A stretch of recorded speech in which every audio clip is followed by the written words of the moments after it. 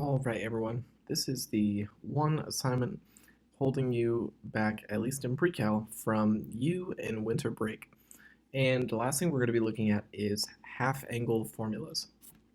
Now, the thing about these three is you need to be careful about how to read them. So, in other words, on the left-hand side, it's saying sine, cosine, or tangent of half the angle that you know. That's super important to realize that it's saying, um, what do you know? Half of it. So, in other words, if you want sine of half of what you know, you need to know cosine of the current angle. And notice that you need that for both sine and cosine. You actually just need to know cosine of the last known angle. And for tangent, you need to know sine and cosine. So, again, read this as sine of half of what you know. And you also need to know cosine of the angle that you know. Now, one other thing is we have these plus or minus signs on sine and cosine, and that gets a little tricky, so let's explain the idea of where that comes from. So let's say that u, or in other words, the original angle, is in Q1. Well, the idea is that means that that angle exists anywhere from here to here. And if we want to travel half of that distance, well, if we're in quadrant 1 and we half that, I guess you could think about it like this. Half of the maximum, 90 degrees, would be 45. And half of 0 degrees, in other words, going nowhere, is still 0. So if you're in quadrant 1, half of that angle is in quadrant 1. All right? And now let's think about this. If u is in quadrant 2, so now you're somewhere over here, some random amount. Well, where will you be when you half that? Well, let's think about this. If the maximum you could go in quadrant 2 is 180 and you half that, you'll be at 90. And if you used to be at 90 and you half that, now you'll be at 45. So anything in quadrant 2, once halved, will end up here, which is in quadrant 1. And so from there, I'll just kind of say the rules here. Maybe you can see a pattern developing. If it's in quadrant 1 or 2, it ends up in quadrant 1. Well, if u is in Q3 or Q4, then u over 2 is in quadrant 2. And you can use the same reasoning to figure that out. Now, why does that matter? Well, let's say that your original angle was in quadrant 3 or 4. Then when you half that, it's going to end up in quadrant 1, which means sine is going to be positive. All right, it's going to be positive because anything that ends up in quadrant 1 has a positive y value. So in other words, this whole knowing where u over 2 ends up is telling you, if you follow my math now, whether sine should be positive or negative, or whether cosine should be positive or negative. Now, also, we're only kind of getting quadrant 1 or quadrant 2, so that also simplifies things, because anything in quadrant 1 or 2 for sine is always positive, and if it's in quadrant 1, cosine's positive. If it's in quadrant 2, cosine's negative. So that's kind of all the background we need. But now we're going to dive into using these three formulas, and they do get a little involved. It gets a little fraction heavy, but we'll use that and work through the MyOpenMath. So we'll look at the student preview. That way I can't cheat and see what the answers should be. So this is already a little bit of a different formatting in how they write it, but essentially they're saying right now you know double of some angle, and we want to know half of that angle. So right now I know 2a, I want to know just 1a, so I need to know the half angle.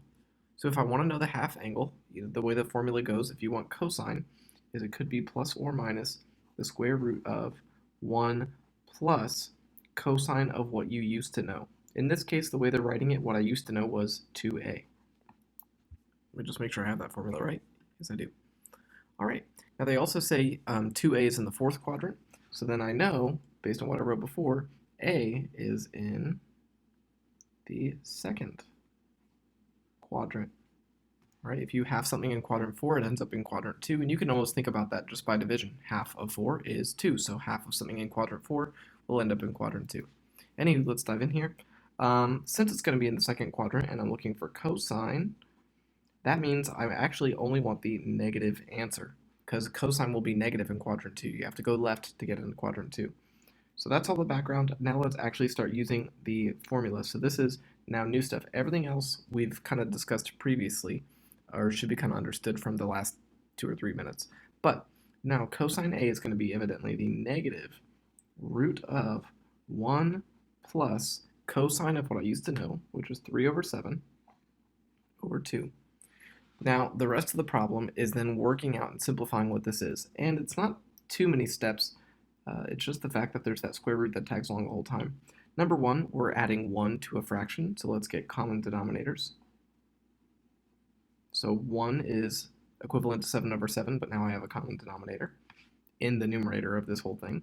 Well, now I can add those fractions, and I'll get 10 over 7 over 2. Still a negative on the outside because cosine is negative in quadrant 2.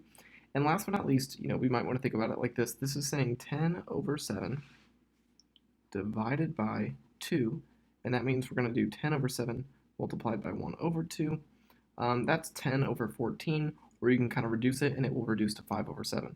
So long story short, all I did was I simplified what was inside of my root. So my final answer, cosine A, is negative, because I ended up in quadrant 2, square root of, and I dealt with this division, and I got 5 over 7. Now, none of those are a perfect square, so this is actually as simple as it can get. So let's see here. I'm going to need a negative, I'm going to need a square root, a fraction inside the root, and 5 over 7. And there we go. Let's look at our next one. So this one's the same idea. We're just doing a cosine formula. We currently know double of an angle that we now want to know half of that angle. And this one started off in the third quadrant. All right, so let's look at our formula here, or think about the last page. We know that if we half something in quadrant 3, it's going to end up in quadrant 2. Again, think back to what we said at the very beginning of the video to figure that out. That means cosine of anything in quadrant 2 is going to be negative. So like the last example, we're going to have a negative on the outside of that root. Now this also gets a little wacky because the formula goes 1 plus cosine of what you used to know, but there's a negative already in that. So we're going to say 1 plus the negative value that the old cosine angle was.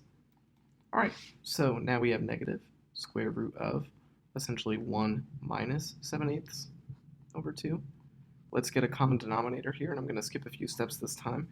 1 with a common denominator would be 8 over 8. So 8 over 8 minus 7 over 8 would be 1 over 8, and that's all over 2. Still keep the negative on the outside.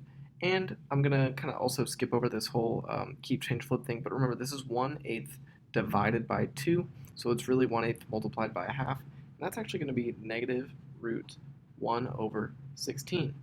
Now this one's special because you can square root 1, you'll just get 1. So now that numerator is brought out of the root. And you can actually square root the denominator as well, you get 4. So the answer is negative 1/4. Alright, we've now done 2 of our 6 problems, and let's keep on going. So this time, things are going to ramp up a little bit more.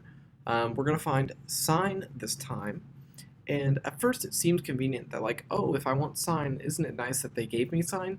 But that's actually not a nice thing, because if we want sine, the formula still requires that I know cosine of my old not halved angle. So I want half of 2a, but I need to know cosine of 2a, and right now they gave us sine of 2a. So that's a little bit of a bummer. What can we do about that? Well, if you read the written example, they're going to go through it a different way, but I'd rather say this. I've got a triangle in quadrant 3. You build that triangle. This is the 2a triangle, because it's the old angle before it's halved. That's why it's in quadrant 3. And sine, let's see here, is opposite, so negative root 119 over hypotenuse 12. And we're going to have to do the Pythagorean theorem to figure out what that adjacent side is so that I can know cosine of this triangle. Because again, cosine of any triangle is adjacent over hypotenuse, and I need cosine of my 2a triangle, so I need to know the adjacent. So we do the Pythagorean theorem, so it's I don't know squared plus the side that I do know squared equals the hypotenuse squared. And so that's going to be a squared, this is essentially plus 119 equals 144. Now at first it looks really awful that they gave us some rooted answer, but I'm betting, and it looks like once you subtract that 119 over, you are rewarded with a 25, which means when you root 25, you get 5.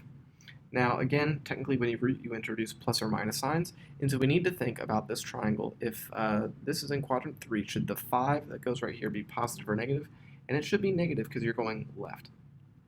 So finally, all this to say, cosine of 2a is negative 5 over 12. So now that I know that, I can do my sine of a formula. All right, so again, kind of in review, let's talk about this. If you're doing sine of a, or in other words, if you're doing sine of a half angle or cosine of a half angle, you need to know cosine of the doubled or original angle. So if they don't give you cosine, you're going to have to build a triangle, do Pythagorean theorem, like we've been doing recently, and then find cosine of that triangle.